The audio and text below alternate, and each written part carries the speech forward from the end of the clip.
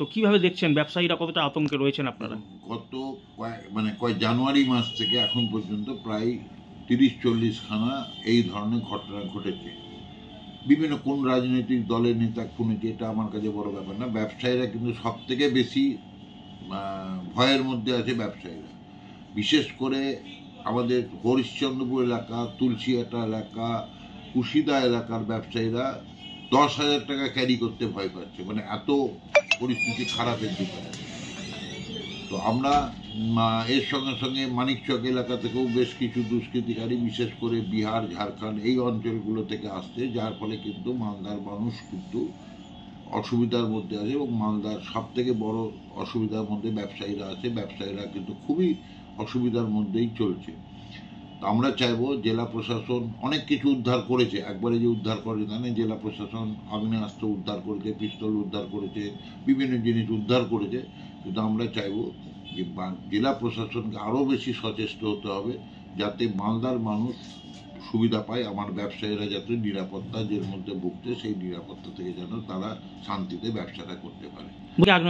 আগ্নেয়াস্ত্রগুলো বেশিরভাগই আসছে বিহার থেকে এবং ঝাড়খণ্ড থেকেও আমাদের আগ্নেয়াস্ত্র আসছে। কিন্তু যেহেতু আমাদের জেলার বর্ডারটা বিহার, বাংলাদেশ এবং ঝাড়খণ্ডকে নিয়েই আমাদের মালদা জেলার বর্ডারটা আছে, তাই কিন্তু আমাদের এই বর্ডারগুলোর জন্যই কিন্তু বেশি মানুষ ভীত সম্বদ্ধ হয়ে আছে।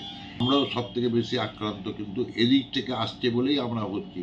এবং কিছু ঘটনা ঘটছে, সেটা আবার বাংলাদেশের লোকে যখন ঘটনা ঘটতে করে বাংলাদেশ চলে যাচ্ছে, এটাও একটা কিছু ঘটনা আছে। অতএব যেহেতু আমাদের চারপাশে বিহার, বাংলাদেশ থেকে আরম্ভ করে ঝাড়খণ্ড থেকে আরম্ভ করে আছে, তাই এখানকার ঘটনাগুলো এখানেই বেশি হচ্ছে। আতঙ্কে রয়েছেন? আতঙ্কে আমরা ব্যবসায়ীরা সবাই খুব আতঙ্কের মধ্যে আছে। প্রথম তো পশ্চিমবঙ্গের সঙ্গে সঙ্গে মালদারও প্রশাসন ব্যবস্থা একবারে ভেঙে গেছে, এটা আমরা দেখতে পেয়েছি। কারণ অনেক খুন হয়ে গেছেন, বালুচর থেকে আরম্ভ করে ঝলঝলিয়া থেকে আরম্ভ করে পুলিশ বড় মাথা বলছেন, মেজো মাথা বলছেন, কিন্তু পুলিশের কাছে কোনো রকম ফিতা থাকছে না। এই ফিতা না থাকার জন্য ওনারা মাথাটা মেপে অ্যারেস্ট করতে পারছেন না, এটা আমাদের মনে হয়েছে। এবং এই সরকারের একটা সুবিধা আছে, যখনই কিছু বিপর্যয় ঘটবে পুলিশ প্রশাসনের কিংবা শাসক দলের, তখনই বলবেন উত্তরপ্রদেশে দেখুন, রাজস্থানে দেখুন, গুজরাটে দেখুন। মুশকিল যেটা কথা হচ্ছে যে আমি তো থাকি পশ্চিমবঙ্গে, আমি তো থাকি মালদাতে, এখানকার যখন অবস্থার অবনতি হবে তখন তার দায় স্বীকার করতে হবে সরকারকে। সেই জন্য সরকার সেই দায় স্বীকার করছে না। সরকার বলে দিচ্ছে বিহার থেকে লোক এসছে, সরকার বলে দিচ্ছে বিহারে বিজেপির গভর্নমেন্ট চলে, ঝাড়খণ্ডে বিজেপির গভর্নমেন্ট চলে, নানা রকম বলে একটা মানুষকে এমন পর্যায়ে সৃষ্টি করছে যে মানুষের আই ওয়াশ করে ঘটনাগুলোকে অন্যদিকে ঘুরিয়ে দিচ্ছে। খুন হচ্ছে কিন্তু শাসক দলের নেতা, সরকারের প্রশাসন কিন্তু শাসক দলের, তারপরেও খুন হচ্ছে যখন জানতে হবে তখন নিশ্চয়ই প্রশাসনের গাফিলতি আছে। এবং প্রশাসন যেটা করছে, সরকারি দলের যে সিন্ডিকেট আছে, এই সিন্ডিকেটের সঙ্গে ওতপ্রোতভাবে যুক্ত হয়ে গেছে। এর মধ্যে চোরাচালান আছে, এর মধ্যে কয়লা পাচার আছে, এর মধ্যে গরু পাচার আছে, এর মধ্যে বর্ডার দিয়ে পাচার আছে, জমি জায়গার ব্যবসার সঙ্গে প্রশাসনের লোক তো ওতপ্রোতভাবে যুক্ত, এটা বারবার কোর্ট প্রমাণ করে দিয়েছে। তারপরেও এই যে প্রশাসনের একটা অভিনয় করা, বিহারের যোগ আছে, বিহার বিজেপির নয়, ওখানে জেডিইউ সরকার চলছে। এবং বিহার থেকেও যদি হয়, পুলিশ যদি চেষ্টা করে তাহলে তাকে মাটির তল থেকে খুঁড়ে নিয়ে আসতে পারে।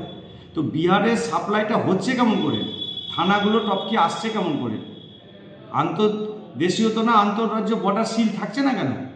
সেই জন্য গোটা ব্যবস্থাটা একটা ভেঙে পড়া সেতুর মধ্যে হয়ে আছে। মালদাতে একাধিক পোস্ট ক্রিয়েট করা হচ্ছে প্রশাসনের, ডিএসপি, অ্যাডিশনাল এসপি গ্রামীণ, হেডকোয়ার্টার।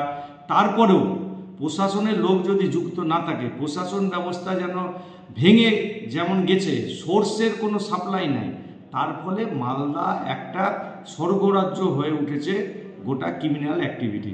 আমরা অবিলম্বে এখনও পুলিশ প্রশাসনকে বলছি, আপনাদের হাতের বাইরে বেরিয়ে যায়নি, আপনারা আরও কঠোর থেকে কঠোর হন। প্রশাসন যেন কারো কাছে নথি স্বীকার না করে। এই অবস্থা যদি করে তাহলে ভারতীয় জনতা পার্টি প্রশাসনের সঙ্গে থাকবে সহযোগিতায়। আর এর অন্যথা যদি হয়, প্রশাসন যদি অন্যরকম কোনো ব্যবস্থায় চলতে থাকে, তাহলে ভারতীয় জনতা পার্টি রাজনৈতিকভাবে রাস্তায় নেমে মোকাবিলা করবে। কিন্তু আগ্নেয়াস্ত্র ইতিমধ্যে উদ্ধার হয়েছে এবং দেখা যাচ্ছে বিহার থেকে কিন্তু এই আগ্নেয়াস্ত্রগুলি নিয়ে আসা হচ্ছে। কিভাবে দেখছেন, কি বলবেন? দেখুন, এটা একটা খুব কনসার্নিং সিচুয়েশন, কারণ আমরা দেখতে পাচ্ছি যে পার্শ্ববর্তী এলাকা বিহার এবং এটা বিজেপি শাসিত এলাকা। এখান থেকে এত আর্মস আসছে, এত মানে হয়তো গুন্ডারা ওখান থেকে উঠে আসছে, আমরা জানি না ঠিক, কিন্তু মানে বিষয়টা কিন্তু একটু গুরুত্বপূর্ণ সহকারে পুলিশ তো এমনি দেখছে, কিন্তু আমরা আরও অনুরোধ করব যে ওখানে সার্ভেলেন্স যদি বাড়ানো যায়, যে কিভাবে তারা ঢুকছে এবং এত আর্মস নিয়ে কিভাবে ঢুকছে অ্যান্টি সোশ্যালরা সব বিজেপির শাসিত এলাকা থেকে, এগুলো দেখার বিষয় আছে। কারণ কি, যারা ঘুরে ফিরে তৃণমূল কংগ্রেসের কর্মীরাই কিন্তু খুন হচ্ছে, তো এইটার পিছনে একটা বড় চক্রান্ত আছে কি না সেটাও দেখার বিষয় আছে। বিরোধীদের কি কোনো চক্রান্ত থাকতে পারে এর মধ্যে? অবশ্যই, আমার তো মনে হয় বিজেপিদেরই তো কোনো চক্রান্ত থাকতে পারে। তারা ভোটে হয়তো তৃণমূলের ক্ষতি করতে পারছে না, কিন্তু এরকম অ্যান্টি সোশ্যালদেরকে নিয়ে এসে ভায়োলেন্স করে এবং তৃণমূলের নেতৃত্বদেরকে ক্ষতি করার চেষ্টা করছে। প্রচুর কেস হয়েছে, আগ্নেয়াস্ত্র উদ্ধার হয়েছে, বেশিরভাগই দেখা যাচ্ছে যে বিহার থেকে দুষ্কৃতীরা আসছে এখানে দিয়ে বিক্রি করার চেষ্টা করছে এবং সেই আগ্নেয়াস্ত্র কিন্তু ব্যবহার হচ্ছে বিহারে। কি বলবেন? এটা কিন্তু খুব ভয়াবহ সিচুয়েশন, খুব কনসার্নিং সিচুয়েশন। আমরা পুলিশ অলরেডি এই বিষয়গুলো দেখেছে, পুলিশ অ্যারেস্টও করেছে, অনেক কিছু আর্মস অ্যামিউনিশন সিজও করেছে, কিন্তু আরও আমরা বলবো যদি সার্ভেলেন্স বাড়ানো যায়, কারণ ঢুকছে কীভাবে এটাও দেখার বিষয় আছে। এটাকে যাতে মানে প্রথমে ইন দ্য বাট যেটা কথাটা বলা হয়, প্রথমেই যদি আটকে দেওয়া হয় তাহলে খুব ভালো হয়। কারণ কি, আমরা বুঝতে পারছি এটা বিজেপি শাসিত বিহার থেকে স্টেট থেকেই কিন্তু ঢুকছে, যেহেতু আমরা মালদায় বর্ডার এলাকা, ওখান থেকে ঢুকছে, এটা কিন্তু একটা কনসার্নিং सिचुएशन। अभी तक रिकवरी हुआ এবং कहाँ कहाँ से अभी तक रिकवरी हुआ सर? এবছর আমরা अराउंड 41 কেস করেছি, अराउंड 75 লোক অ্যারেস্ট হয়েছে আর 71 আর্মস সিজ হয়েছে, 124 অ্যামিউনিশন সিজ হয়েছে, अराउंड 16 ম্যাগাজিন সিজ হয়েছে। তো এখানে সবথেকে বেশি হয়েছে রিকভারি কালেচক, তারপরে মানিকচক, বৈষ্ণবনগর আর ইংলিশ বাজার। তো সবথেকে বেশি বৈষ্ণবনগরে রিকভারি হয়েছে, কিন্তু এটা যে রিকভারি হয়েছে এর মধ্যে কিছু কিছু ইন্ডিভিজুয়াল কেস আছে, কিছু কিছু যেখানে আর্মস স্মাগলিং হচ্ছিল ওটা আছে। তো এখানে বৈষ্ণবনগরে একটা বড় সিজার ছিল, তারপরে রতুয়াতে একটা বড় সিজার ছিল, কালেচাকে একটা বড় সিজার ছিল, মানিকচকেই ছিল। তো আমরা ওটা দেখছি, বেশিরভাগ যে আর্মস আছে ওটা যদি সেমি অটোমেটিক টাইপ থাকে তাহলে ওটা আমরা বেশিরভাগই বিহার থেকে ট্রেস করতে পারছি। মুঙ্গের আর কিছু মিডলম্যান আছে ঝাড়খণ্ডে, ওখান থেকে মতলব সাপ্লাই নেওয়া হয়। আর এখানে কিছু কিছু লোক আছে যে মতলব এটাকে একটা মতলব সিন্ডিকেট মতো করে, ওনাকে আমরা এরকম কিছু লোককে আমরা অ্যারেস্ট করেছি। বাকি কিছু কিছু লোক বাকি ডিস্ট্রিক্টেও ইনভলভ আছে, ওখানে আমরা ডিস্ট্রিক্টকে ইনফর্ম করেছি, যেরকম মুর্শিদাবাদে ওখানেও অ্যারেস্ট করা হয়েছে। বাকি আমরা দেখছি কিভাবে আমরা আর এটাকে আর সিজার করতে পারবো, আর যে মেন রুটস আছে ওটাকে আমরা যদি সার্ভেলেন্স মধ্যে রাখতে পারি। এখানে তৈরি হচ্ছে না বাইরে থেকে তৈরি ফিনিশ মাল?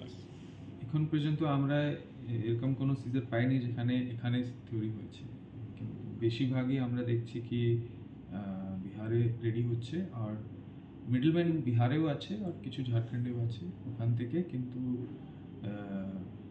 মতলব ভেরিয়াস মিডলম্যান আর ভেরিয়াস ক্যারিয়ার ইউজ করে এটা পাঠানো হয়। এর কাস্টমার কারা মূলত কি পাওয়া যাচ্ছে? কাস্টমার ইন্ডিভিজুয়াল রাইভালরি আছে কিছু কিছু লোকের, আর কিছু কিছু লোক এটাকে একটা স্টেটাস সিম্বলও বুঝে, কিন্তু এটা সব ইলিগাল আর্মস আছে। আর বাকি আমরা দেখেছি কিছু লোক এখানে যে ট্রেড মধ্যে আছে ওরা একসঙ্গে অনেক আর্মস নিয়ে আসে, তারপরে যেরকম যা ডিস্ট্রিক্টে ডিমান্ড হয় ওখানে ক্যারিয়ারভাবে নিয়ে যায়।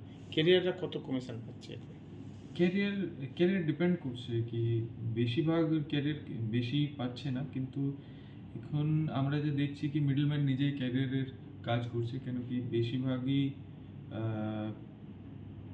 ট্রাস্ট করছে না ক্যারিয়ারকে, তো ওরা নিজের লোককে ইউজ করছে বেশি, আর অথবা নিজেই মতলব দেখছি কীভাবে নিজেই ডিল করছে। বিভিন্ন ক্যাটাগরির আর্মস কী রকম রেটে বিক্রি হচ্ছে এগুলো যারা কেরিয়ারে আনছে? এটা খুব ডিপেন্ড করে কি কি কোয়ালিটি আছে, কোথায় থেকে নিয়ে এসে, যে মিডলম্যান কে আছে, আর এখানে যে যে লোক আছে ও মতলব কি ডিমান্ড কি কীরকম আছে, আর্জেন্সি কত আছে, আর তারপরে গুলির জন্যেও একটা ডিমান্ড থাকে কি এর জন্যে, কিন্তু হ্যাঁ 9mm 7mm, তারপরে অ্যাভারেজ কীরকম রেট স্যার এগুলো কী পাচ্ছেন ইন্টারভেশনে? আর ডিপেন্ড করে অ্যারাউন্ড 40 to 59, আর 30 to 40 অ্যারাউন্ড 7.5।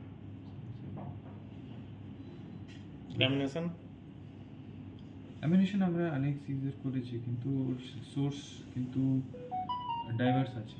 আর্মস কিন্তু আমরা মোর ফিক্সড থাকে, কিন্তু অ্যামিনেশনে কিন্তু মিডলম্যানও বেশি থাকে, আর যে ক্যারিয়ারও ওটা চেঞ্জ হতে থাকে। কোনো লেডি বা কিছু পাওয়া গেছে? হ্যাঁ, লেডিও ইউজ হয়, কেন কি ওরা ভাবছে কি কম চান্স আছে চেকিংয়ের, এর জন্যে অনেকবার জেন্টস সঙ্গে লেডি আসছে নেওয়ার জন্য, সাপ্লাই করার জন্য। অ্যারেস্টের মধ্যে কোনো লেডি পার্সন আছে? আছে, কোনো ডিটেলস নেই আমার কাছে, কিন্তু আছে। আপনারা জেলাবাসী হয়ে কিভাবে দেখছেন?